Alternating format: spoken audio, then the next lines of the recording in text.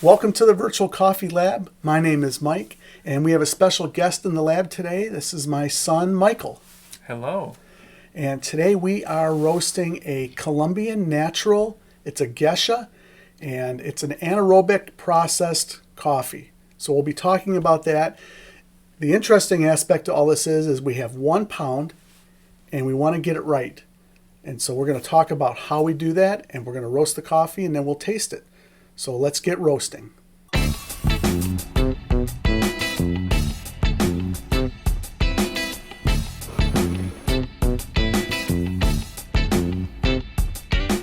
All right, so the coffee that we have today is a Colombian natural anaerobic Gesha.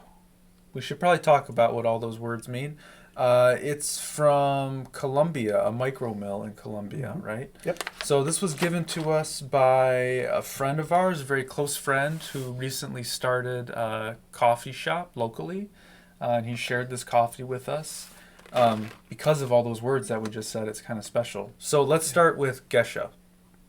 What's a Gesha coffee? Yeah, a Gesha coffee is a type or a varietal. It originally came from Ethiopia. Yep. It got brought over to Central America, like Costa Rica or something like that, spread around a couple different places, and it became popular and famous actually in Panama. 2004, there was actually a coffee tasting that took place, and it took the coffee industry, the specialty coffee industry, by storm. And so the term Gesha has been renowned since then. Yeah, so people in specialty coffee, people that like specialty coffee, tend to really like Gesha coffee because it's very fruity and very bright. So it's a very clean tasting coffee. It has a lot of flavor that kind of hits your palate, and people tend to like that sort of thing. And it's also expensive and hard to find because there's not a lot of farms that grow Gesha. Yeah. So it's kind of a rarity to have, and so we have 1 pound to roast. So, as you said, we want to get it right. Yeah. What's interesting about the Gesha is roasters are getting this coffee, and they're selling it for $20 roasted for like 12 ounces. So it's definitely not a cheap coffee. It is more expensive of a coffee. Maybe 5 years ago, I had a cup of Gesha at a really good roaster, and I think I paid $13 for the cup. Yes. You paid $13 for a cup of coffee, and it was great. Yeah, I had a lot of caffeine that day. Okay, so it's a Colombian coffee. It's a Gesha coffee. What makes this one really interesting, though, is that it's also a natural. Yeah. So natural processing, you take a coffee and you leave the bean in the cherry while it's drying, and that imparts all of these fruity flavors, and it really fills out the body. Yeah. And it's a very a well-known taste. When you taste a natural coffee, you know it's a natural. So we have a Gesha that's very fruity, very bright, probably, and now it's been naturally processed. So it's probably going to have a bigger body than most Geshas do. It's going to be fat and juicy. Fat and juicy there. That's basically the reason that you roast coffee, those two words. I enjoy those aspects to coffee. So this is a natural Gesha. We covered that. And it's been anaerobically processed. And what that means is while it was fermenting, there's no oxygen or no air in the fermentation tank. Yeah, so because it's dried for 30 days in the cherry, that's going to cause this to look different when we open the bag up, which we're going to do in a second. And it's going to add to the fruity, acidic side of the flavors that we experience. Should we smell it and look at it? Yeah, let's open it up. Okay. Here, I'll hold this dish here. I'm going to open it. I'm going to take a whiff and then pass it to you.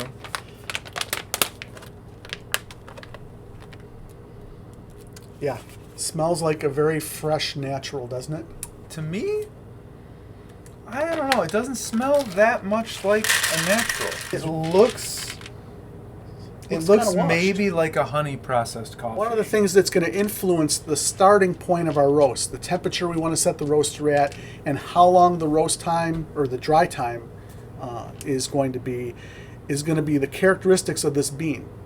So we know that this is a Gesha from Colombia. The farm is at a 2,000 meter above sea level.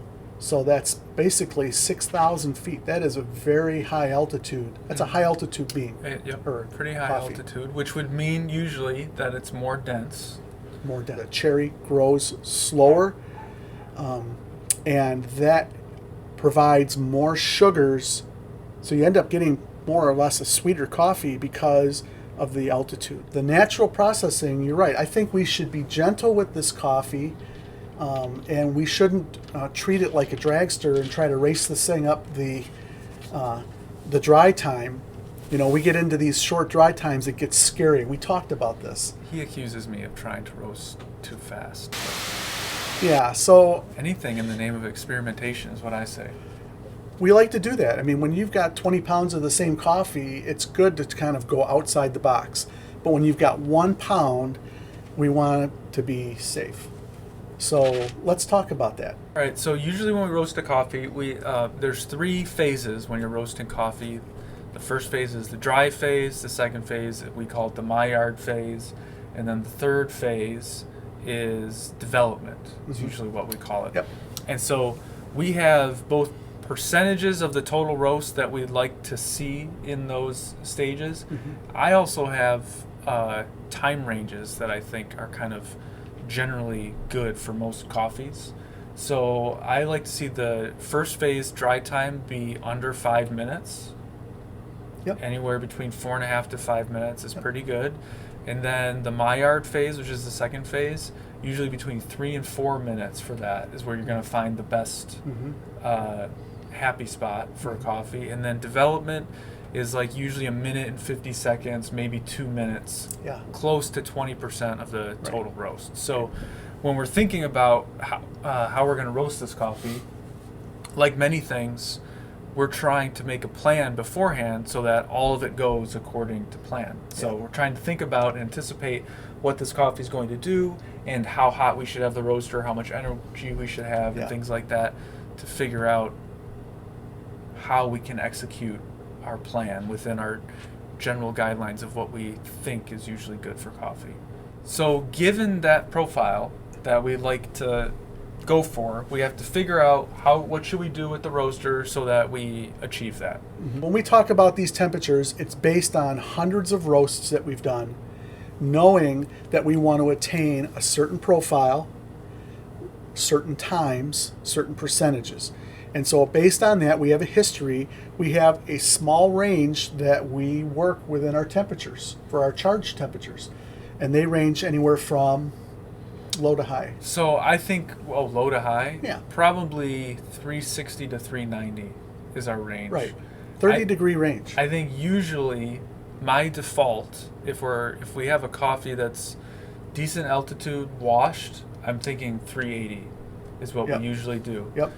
For this coffee, we have. I have a number. Okay, I have a number too. It's a high density coffee, but it's naturally processed. We're looking at the beans; they're not very big. Yeah. I'm thinking maybe 370 Yeah. would be our charge temperature. Okay. What are you thinking? 370 would be the highest that I would go. Maybe even a few degrees below, but I think 370 is good. Another thing is how long we wait to apply power once the beans go in. That's the soak. That's called a soak. Yep. And then the third thing would be how much power are we going to apply once we start applying. So our plan then is 370 degrees charge temp, Yep. 30-second soak, Yep. power at 1. 70, 65. We haven't figured out the percentage. It's like something 65% around there, sure. energy when we actually turn on the power, the fuel to start to go up. We're going to heat up the roaster. We didn't really agree on an exhaust temp, or we didn't tell them what our exhaust temperature might be. Yeah, I don't know if I really have a specific number in mind. For me, there's high and there's off the charts. Okay. That's usually what I like. One Okay, of those two. my biggest fear is that we rush this. We get all excited, we apply this energy, and the roast goes too fast, and it's going to be difficult to slow it down. And then the time that is going to that we use to develop all of those different sugars, you know, the caramelization process during the Maillard. It's going to get rushed, and then we'll get a coffee that might be too tart or maybe, you know, bitter or something like that. So I want it to be fat and juicy. I want it to be sweet. All right, we'll see what we can do. Okay, well, let's get the roaster going. Okay. Okay, we've got a pound of this Colombian Gesha Anaerobic, and we're ready to go ahead and charge the roaster with this. We're getting pretty close. We're at 363 degrees. We're going to charge the roaster. The beans go in at 370 degrees, and we'll begin our roast. All right.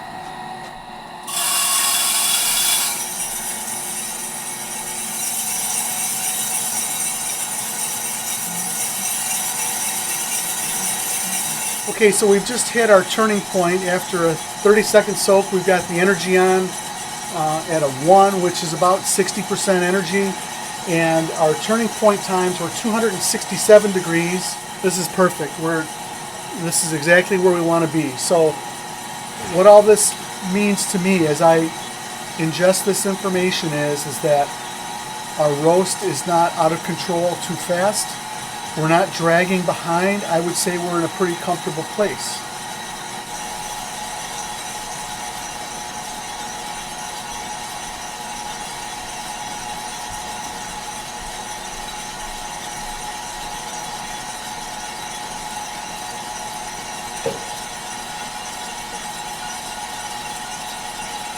Okay.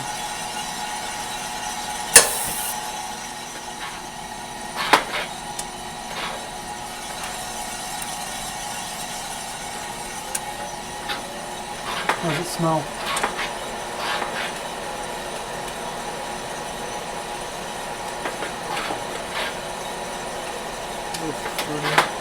All right, here we go.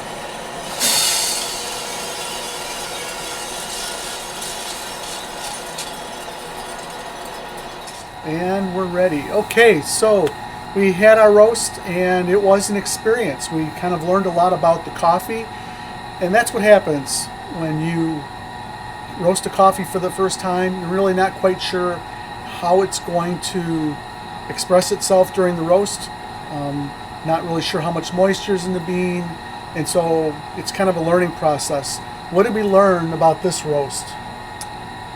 So I think, you know, we talked about how this is a high altitude coffee, Yeah. but it's naturally processed. And I think we were a little unsure as to, in terms of how the roast went, if it was going to roast more like a natural processed coffee or a very high altitude coffee. Yeah. And because it didn't really look like a natural processed coffee that much either It in looked terms pretty of washed. coloration. Yeah. So it turned out that it very much roasted like a natural. Go figure. And the coffee was very sensitive to the application of heat after the first phase. Yep. So our roast phases turned out pretty much exactly matching our profile. Our dry time was 4 minutes and 33 seconds. Our Maillard time was 3:48, which is right in between 3 and 4, a little on the long side. And then our development was 2 minutes, which is 19%. It's just where we wanted at. So that worked out fine, but in terms of the rate of rise and the rate at which the bean was heating and cooling, that was a little uneven during different parts of the roast. I was compensating in order to keep it within our preferred windows.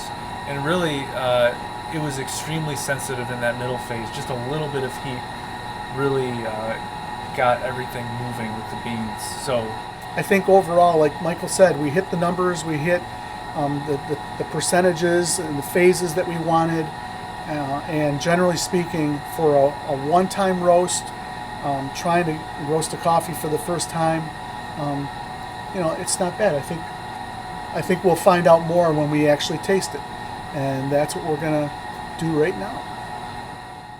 Okay, before we begin our coffee tasting, if you like what you're seeing here on this channel, hit the like button. That would really help.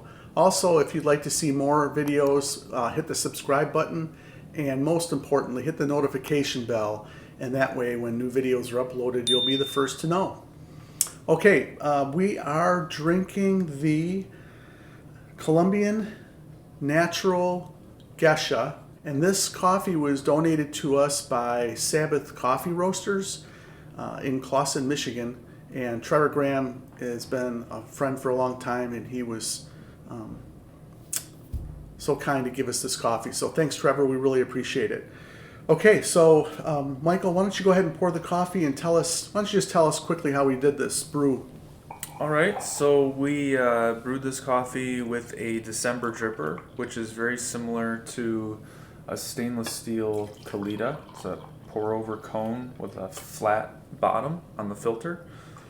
And so, yeah, we used a paper filter. It was about a 3:30 brew time, and we'll see how it tastes and smells. We have our non-virtual, physical virtual coffee lab mugs. Yes. Here. It's interesting. So, Okay. just to put a time stamp on all of this, we roasted this Thursday night. It's now Saturday morning. So we waited, a day and a half for the coffee to rest before we actually ground it and tasted it. It's kind of caramely smelling to me. Yeah, I'm definitely getting a sweet spice. Spice. Yeah, I can see the spice. So it's like maybe it's caramely. Yeah. And maybe a little bit of cinnamon. Yeah. And allspice sprinkled on top of the caramel. And then it kind of smells like there's a couple rose petals sitting on top of there. There's a little. Okay, it is little definitely flower. floral. Yeah. Well, it's on the nose right now. It's not extremely floral. It's a little floral, and then it's kind of like there's some tart strawberries sliced next to that caramel dessert that I just described.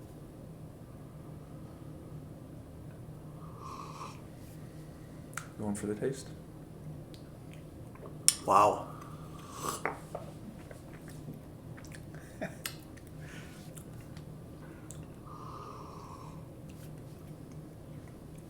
This is probably one of the fruitiest coffees I've had. I'm getting a little bit of a citrus rind sensation, but I'm getting a lot of a berry. It's almost like a strawberry. It's hard to describe. Tastes good.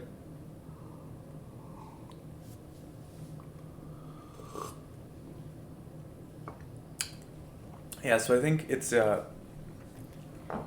what is noticeable about this coffee compared to others, and one of the reasons that people like Gesha, I think, is like when you sip it, immediately you get a very focused, fruity, floral hit on your tongue almost immediately. And when you sipped it, you said, wow. Yeah. So there's that presence there. The overall flavor profile, it's a little reminiscent of a Kenyan coffee. There's like a mild savory taste mixed in with the fruit, but it also has the floral characteristics that a washed Ethiopian would have. So yeah, you get this like tart strawberry, nearly a cherry type of tartness that hits you right away, and then you get these flowery tastes that melt off with kind of like a milk chocolatey finish type of thing. It's easy to drink. There is a lot going on that makes it kind of exciting, but there's not a bite to the coffee. It's not unpleasant really whatsoever. I still have this on the back of my tongue, this citrus rind, like a lime rind acidity that I'm sensing. So the tartness is sticking with you. That's one of the main, the primary components of it. Yep. But it tastes really good. Now, would I pay $13 for a cup of this? Well, that was a different Gesha in the past. So after that last taste, I'm still tasting the coffee.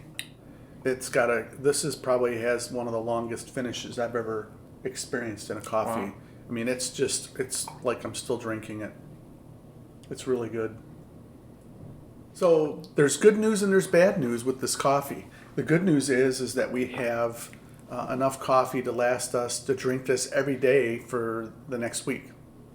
So that's the good news. The bad news is that we don't have any coffee, any of this Gesha left after that. So we'll either have to squeeze Trevor, buy some coffee if we want to roast this again. I would definitely be interested in roasting this again. I think this is a good cup of coffee. All right, and I think that the roast was as close as we could have got it on the first try. I think we did pretty good. Okay, well, thank you so much for joining us today. Again, if you like what you've seen, hit that like button, subscribe to this channel, and hit that notification bell. And we will see you next week in the lab. Have a great day.